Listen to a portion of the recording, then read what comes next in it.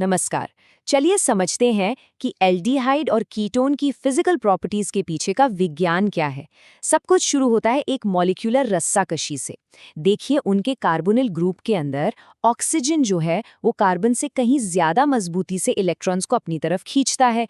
इससे होता ये है कि अणु का एक सिरा थोड़ा सा नेगेटिव हो जाता है और दूसरा सिरा जाहिर है थोड़ा सा पॉजिटिव। बस इसी को हम कहते हैं ध्रुवीय अणु या पोलर मॉलिक्यूल। और यकीन मानिए, यही छोटी सी खींचतान उनके सारे गुणों की असली वजह है। तो सवाल ये उठता है कि ये जो दिखाई न देने वाले मॉलिक्यूलर फोर्सेस हैं, ये हमारी फिजिकल दुनिया को असल में बनाते कैसे हैं? इसका जवाब है मॉलिक्यूलर मास और द्विध्रुव द्विध्रुव अंतरक्रियाओं के कॉम्बिनेशन में। अब ये सुनने में थोड़ा मुश्किल लग सकता है, पर इसका सीधा सा मतलब है कि कैसे एक मॉलिक्यूल का पॉजिटिव सिरा दूसरे मॉलिक्यूल के नेगेटिव सिरे की तरफ खिंचता है। और यही अट्रैक्शन उनकी फिजिकल स्टेट, बॉइलिंग पॉइंट और सॉल्युबिलिटी जैसी चीजें तय करता है। तो चलिए इसे और गहराई से समझते हैं।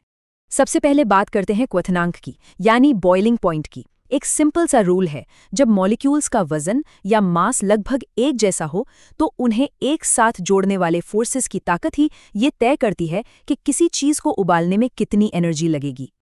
ये स्लाइड बॉइलिंग पॉइंट के पूरे सिस्टम को बहुत अच्छे से दिखाती है। इसे ऐसे समझिए कि 3 लेवल्स हैं। सबसे निचले लेवल पर हैं हाइड्रोकार्बन्स, जो सिर्फ वैन डेयर वाल्स फोर्सेस से जुड़े होते हैं।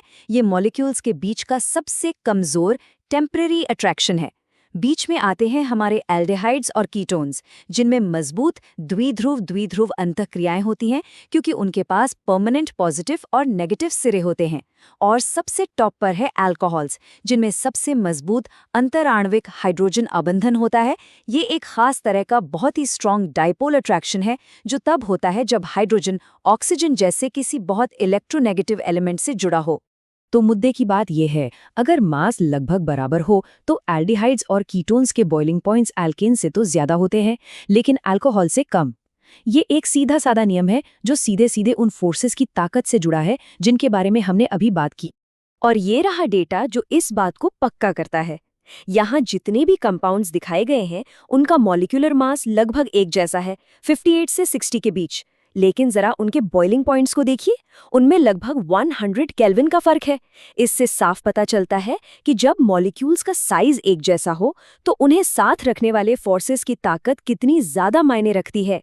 चलिए जरा इन नंबर्स को गौर से देखते हैं।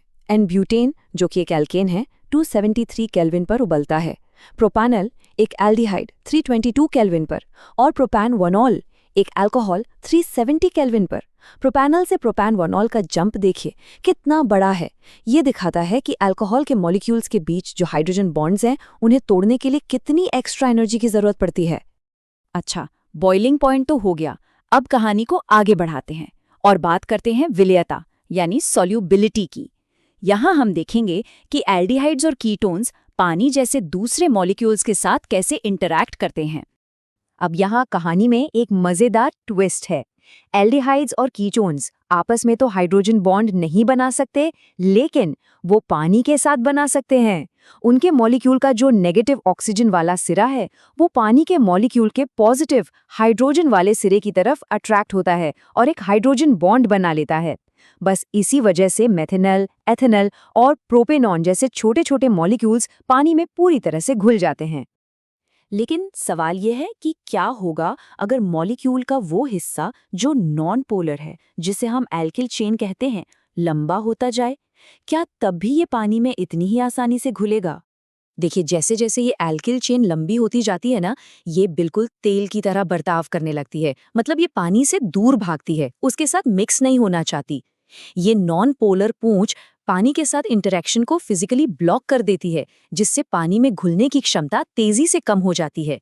हाँ, पर ये बड़े मॉलिक्यूल्स बेंजीन या ईथर जैसे ऑर्गेनिक सॉल्वेंट्स में खूब आराम से घुल जाते हैं। मॉलिक्यूलर साइज में ये जो बढ़ोतरी है, वो सिर्फ सॉल्युबिलिटी पर ही असर नहीं डालती। इससे फिजिकल स्टेट और गंध भी बदल जाती है। जैसे सबसे छोटा एल्डिहाइड मेथेनॉल एक तीखी गंध वाली गैस है। एथेनॉल एक वॉलेटाइल लिक्विड है, और जैसे जैसे मॉलिक्यूल्स बड़े होते जाते हैं, वे लिक्विड है सॉलिड बन जाते हैं और उनकी गंध तीखी से बदलकर खुशबूदार हो जाती है। असल में कई नेचुरल परफ्यूम्स में इन्हीं बड़े एल्डिहाइड्स और कीटोन्स का इस्तेमाल होता है। तो ठीक है, हमने काफी कुछ सीख लिया है, अब वक्त है इसे असल में इस्तेमाल करके देखने का। चलिए इन नियमों का इस्तेमाल करके एक भविष्यवाणी करने की कोशिश करते हैं। तो ये रहा एक चैलेंज। इन 4 कंपाउंड्स को उनके बॉइलिंग पॉइंट के बढ़ते हुए क्रम में लगाना है। रूल याद है ना? पहले मॉलिक्यूलर मास चेक करना है और फिर सबसे डोमिनेंट इंटरमॉलिक्यूलर फोर्स को पहचानना है। आप चाहें तो यहाँ वीडियो को पॉज करके खुद इसे सॉल्व करने की कोशिश कर सकते हैं। ओके, तो चलिए इसे मिलकर सॉल्व करते हैं। स्टेप 1, मास। जैसा कि हम देख सकते हैं, इन सभी का मॉलिक्यूलर मास लगभग बराबर है, 72 से 74 के बीच। तो मतलब हमें फोर्सेस को देखना होगा। Step 2, forces. एन-पेंटेन एक अल्केन है, तो इसमें सिर्फ सबसे कमजोर वैन डर वाल्स फोर्सेस हैं। इथॉक्सीथेन एक ईथर है, जिसमें थोड़े मजबूत डाइपोल फोर्स है। ब्यूटेनॉल एक एल्डिहाइड है, जिसमें और भी स्ट्रॉन्ग डाइपोल-डाइपोल अट्रैक्शन है। और आखिर में ब्यूटेन 1-ऑल, जो एक अल्कोहल है, उसमें सबसे मजबूत यानी हाइड्रोजन बॉन्डिंग है।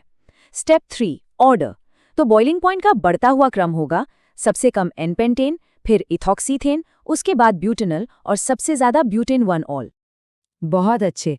तो अब हमने मेन कंसेप्ट्स भी समझ लिए और उन्हें अप्लाई भी कर लिया। अब फटाफट से सब कुछ एक साथ समेट लेते हैं एक फाइनल समरी में। तो याद रखने के लिए बस 2 मेन रूल्स हैं। पहला है साइज ट्रेंड। जैसे जैसे एल्कील चेन बढ़ती है, सब्सटेंस गैस से सॉलिड की तरफ जाता है, गंध तीखी से खुशबूदार होती है और पानी में सॉल्युबिलिटी घटती जाती है। दूसरा है बॉइलिंग पॉइंट रूल। अगर मास लगभग बराबर हो तो ऑर्डर हमेशा होता है एल्केन, फिर ईथर, फिर एल्डिहाइड कीटोन और आखिर में सबसे स्ट्रॉन्ग अल्कोहल। तो सबसे बड़ी बात जो हमें समझनी है वो ये है कि एल्डिहाइड्स और कीटोन्स के फिजिकल गुण कोई तुक्का नहीं है। वे मॉलिक्यूलर लेवल पर काम कर रहे खास इंटरमॉलिक्यूलर फोर्सेस का सीधा और लॉजिकल नतीजा हैं। ये नियम हमें इन मॉलिक्यूल्स के बर्ताव को समझने और उसे प्रिडिक्ट करने की ताकत देते हैं। हमने ये तो देख लिया कि कैसे एक कार्बोनिल ग्रुप की पोलैरिटी उसके फिजिकल गुणों को तय करती है, लेकिन यही पोलैरिटी उसकी केमिकल रिएक्टिविटी को कैसे कंट्रोल करती है, ये अपने आप में एक अलग और बहुत ही मज़ेदार कहानी है, जिस पर हम अगली बार बात करेंगे।